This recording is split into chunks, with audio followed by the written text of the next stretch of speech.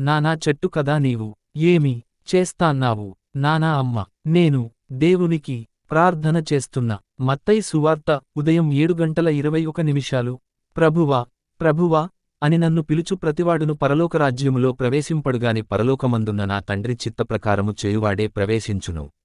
ఆ దినమందు అనేకులు నన్ను చూచి ప్రభువా, ప్రభువా, మేము నీ నామమున ప్రవచింపలేదా?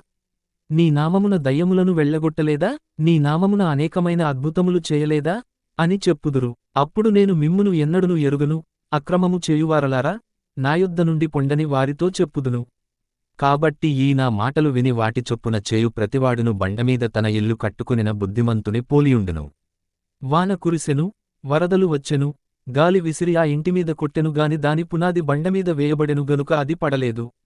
మరియు ఈ నా మాటలు విని వాటి చొప్పున చేయని ప్రతివాడు ఇసుకమీద తన ఇల్లు కట్టుకునిన బుద్ధిహీనుని పోలియుండును. వాన